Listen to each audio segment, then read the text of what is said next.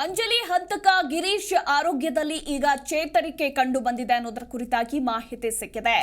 ಇಂದು ಆರೋಪಿಯನ್ನ ಕೋರ್ಟ್ಗೆ ಹಾಜರುಪಡಿಸಲಿದ್ದಾರೆ ಪೊಲೀಸರು. ಕೋರ್ಟ್ ಮುಂದೆ ಹಾಜರುಪಡಿಸಿ ಖಾಕಿ ವಶಕ್ಕೆ ಪಡೆಯೋ ಸಾಧ್ಯತೆ ಕೂಡ ಇರುವಂತದ್ದು. ಕೊಲೆ ನಡೆದ ಸ್ಥಳದಲ್ಲಿ ಇಂದು ಸ್ಥಳ ಮಹಜರು ಮಾಡುವ ಸಾಧ್ಯತೆ ಕೂಡ ಇದೆ.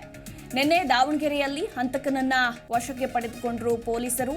ದಾವಣಗೆರೆಯ ಮಾಯಕೊಂಡ ಬಳಿ ಚಲಿಸುವ ರೈಲಿನಲ್ಲಿ ಜಿಗಿಯುವಾಗ ಆತನಿಗೆ ಗಾಯ ಕೂಡ ಆಗಿತ್ತು. ಈಗ ಕೊಂಚ ಆರೋಗ್ಯದಲ್ಲಿ ಚೇತರಿಕೆ ಕೂಡ ಆಗಿದೆ ಅನ್ನೋದರ ಕುರಿತಾಗಿ ಮಾಹಿತಿ ಸಿಕ್ಕಿರುವಂತದ್ದು. ಸೊ ಹೀಗಾಗಿ ಆರೋಪಿಯನ್ನ ಇವತ್ತು ಪೊಲೀಸರು ಕೋರ್ಟ್ಗೆ ಹಾಜರುಪಡಿಸಲಿದ್ದಾರೆ. ಕೋರ್ಟ್ ಮುಂದೆ ಹಾಜರುಪಡಿಸಿ ವಿಚಾರಣೆಗೆ ಖಾಕಿ ವಶಕ್ಕೆ ಪಡೆಯುವ ಸಾಧ್ಯತೆ ಇದೆ.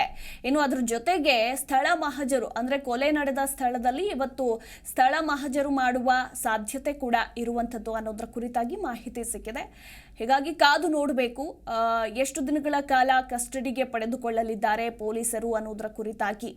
ಒಂದು ಕಡೆ ಈಗ ಈತನ ವಿರುದ್ಧ ಮತ್ತೊಂದು ಕೇಸ್ ಕೂಡ ದಾಖಲಾಗಿರುವಂಥದ್ದು. ಅಂದರೆ 6 ತಿಂಗಳ ಹಿಂದೆ ಒಂದು ಯುವತಿಯನ್ನ ಪ್ರೀತಿಸಿ ಮೋಸ ಮಾಡಿದ್ದ, ಪ್ರೀತಿಯ ನಾಟಕವಾಡಿ 5 ತೊಲೆ ಚಿನ್ನವನ್ನ ಎಗರಿಸಿದ್ದ ಅನ್ನೋದರ ಕುರಿತಾಗಿ ಮತ್ತೊಂದು ಆರೋಪ ಈ ಬೆನ್ನಲ್ಲೇ ಕೇಳಿ ಬಂದಿದೆ.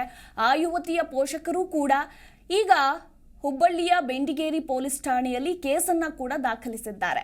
ಮತ್ತೊಂದು ಕೇಸ್ ದಾಖಲಾಗಿದೆ ಹಂತಕ ಗಿರೀಶ್ ಮೇಲೆ. ಸೊ ಹೀಗಾಗಿ ಆ ಪ್ರಕರಣವನ್ನ ಯಾವ ರೀತಿ ತೆಗೆದುಕೊಳ್ತಾರೆ ಪೊಲೀಸರು, ಇನ್ನು ಅಂಜಲಿ ಕೊಲೆ ಕೇಸ್ಗೆ ಸಂಬಂಧಪಟ್ಟಂತೆ ಎಷ್ಟು ದಿನಗಳ ಕಾಲ ಕಸ್ಟಡಿಗೆ ಪಡೆದುಕೊಳ್ಳಲಿದ್ದಾರೆ ಅನ್ನೋದರ ಕುರಿತಾಗಿ ಇನ್ನಷ್ಟೇ ಮಾಹಿತಿ ಕೂಡ ಲಭ್ಯ ಆಗಬೇಕಾಗಿದೆ.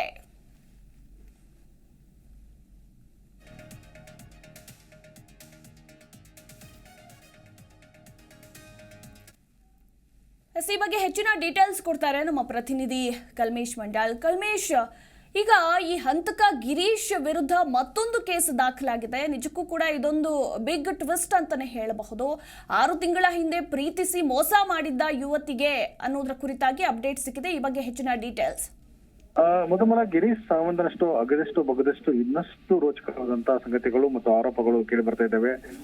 ಹುಬ್ಬಳ್ಳಿಯಲ್ಲಿ ಗಿರೀಶ್ ಸಾವಂತ ಮೇಲೆ ಮತ್ತೊಂದು ಪ್ರಕರಣ ದಾಖಲಾಗಿದೆ. ಹುಬ್ಬಳ್ಳಿಯ ಬೆಂಡಿಗೇರಿ ಪೊಲೀಸ್ ಠಾಣೆಯಲ್ಲಿ ವಿಜಯಲಕ್ಷ್ಮಿ ಮತ್ತು ಪರಶುರಾಮ್ ಏನು ಸ್ನೇಹಿತ ಇದ್ರೆ ಅವತ್ತು ಒಂದು ದೂರನ್ನು ಕೊಟ್ಟಿದ್ದಾರೆ. ನಿನ್ನೆ ಪೋಕ್ಸೋ ಪ್ರಕರಣದಲ್ಲಿ ಏನು ಅವಳ ಮಗಳಿಗೆ ಏನು ವಂಚನೆ ಮಾಡಿದ್ದಾನೆ ಮತ್ತು ಮದುವೆ ಮಾಡ್ಲಿಕ್ಕೆ ಸತಾಯಿಸ್ತಾ ಇದ್ದ ಅನ್ನೋದು ಮತ್ತು ಅವರಿಗೆ ಇರತಕ್ಕಂಥ ಚಿನ್ನಾಭರಣವನ್ನು ಸಹ ಹೆದರಿಸಿ ವಶಪಡಿಸಿಕೊಂಡಿದ್ದಾನೆ ಎಂಬ ಗಂಭೀರ ಆರೋಪವನ್ನ ಮಾಡಿದ್ದಾರೆ. ಈಗಾಗಲೇ ಹುಬ್ಬಳ್ಳಿಯ ಬೆಂಡಿಗೇರಿ ಪೊಲೀಸ್ ಠಾಣೆಯಲ್ಲಿ ಪ್ರಕರಣ ದಾಖಲಾಗಿದೆ.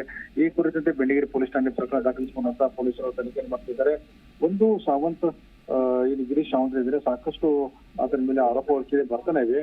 ಈಗಾಗಲೇ ಏನು ವಿಜಯಲಕ್ಷ್ಮಿ ಮತ್ತು ಪರಶುರಾಮ್ ಇದರ ತಂದೆ ತಾಯಿಗಳು ಆ ಪೋಸ್ಕೋ ಏನು ಪ್ರಕರಣ ದಾಖಲಾಗಿದೆ. ಅಲ್ಲಿ 8,000 ರೂಪಾಯಿ ಹಣವನ್ನು ಸಹ ದೋಚಿದ ಎಂಬ ಮಾಹಿತಿ ಈಗ ಲಭ್ಯ ಆಗ್ತದೆ. ಈ ಕುರಿತಂತೆ ಪೊಲೀಸರು ತನಿಖೆ ಮಾಡಿದ್ದಾರೆ. ಅವಳಿಗೆ ಬೆದರಿಕೆ ಹಾಕಿದ್ದ ಮತ್ತು ಹಣ ದೋಚಿಕೊಂಡು ಹೋಗಿದ್ದಾನೆ ಅಂತ ಹೇಳಿದ್ದಾರೆ.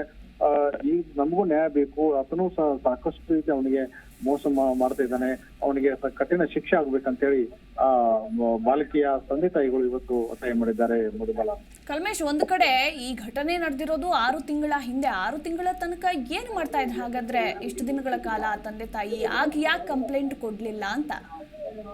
ಮಧುಬಾಲ, ಈ ಬೆಂಡಿಗೇರಿ ಪೊಲೀಸ್ ಠಾಣೆಗೆ ಹೋಗಿ ದೂರನ್ನು ಕೊಡ್ಲಿಕ್ಕೆ ಹೋಗಿದ್ರು. ಅವಾಗ ಅಪ್ರಾಪ್ತ ಬಾಲಕಿ ಇರೋದ್ರಿಂದ ಮತ್ತು ನಾವು ತನಿಖೆ ಮಾಡ್ತೇವೆ ಅಂತೇಳಿ ಅಥವಾ ನಾವು ಕರೆಸಿ ನ್ಯಾಯನ ಬಗೆಹರಿಸ್ತೇವೆ ಅಂತೇಳಿ ಭರವಸೆಯನ್ನ ಪೊಲೀಸರು ಕೊಟ್ಟಿದ್ರಿಂದ ಅಲ್ಲಿ ಒಂದು ಪ್ರಕರಣ ದಾಖಲಾಗಿರ್ಲಿಲ್ಲ.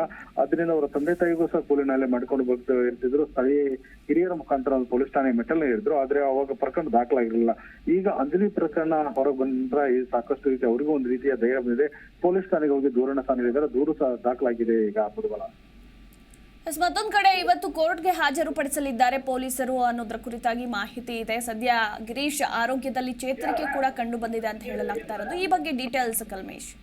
ಮೊದಲ ಗಿರೀಶಿನ ಆರೋಗ್ಯದಲ್ಲಿ ಚೇತರಿಕೆ ಕಂಡಿದೆ. ಖಂಡಿತವಾಗ್ಲೂ ಇವತ್ತು ಸಹ ಹುಬ್ಬಳ್ಳಿ ಏನು ನ್ಯಾಯಾಧೀಶರ ಮುಂದೆ ಅವನು ಹಾಜರುಪಡಿಸೋದಿದೆ. ಈಗಾಗಲೇ ಎಲ್ಲ ಪ್ರಕ್ರಿಯೆಗಳು ಮಾಡ್ತಾ ಇದ್ದಾರೆ.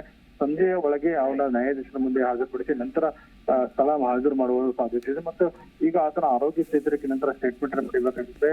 ಅಂತ ಯಾವ ರೀತಿಯಾಗಿ ಆರೋಗ್ಯದಲ್ಲಿ ಸುಧಾರಿಸಿದ್ರೆ ಮಾತ್ರ ಪೊಲೀಸರು ನ್ಯಾಯಾಧೀಶರ ಮುಂದೆ ಹಾಜರುಪಡಿಸ್ತಾರೆ ಅನ್ನೋ ಮಾಹಿತಿ ಎಲ್ಲ ಆಗ್ತದೆ, ನೋಡ್ಬೇಕಾಗ್ತದೆ. ಥ್ಯಾಂಕ್ ಯು ಕಲ್ಮೇಶ್ ನಿಮ್ಮೆಲ್ಲ ಮಾಹಿತಿಗಾಗಿ.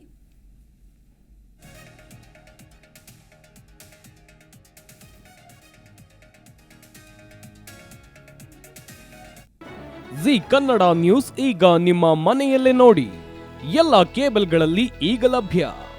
ಸನ್ direct 292, Jio TV 1334, U digital 162, city cable 51, GTPL 17, Abhishek cables 821, rock line telecommunication 51, Shri Basaveshwara number 60, Vinayaka digital number 53, in digital number 896ರಲ್ಲಿ.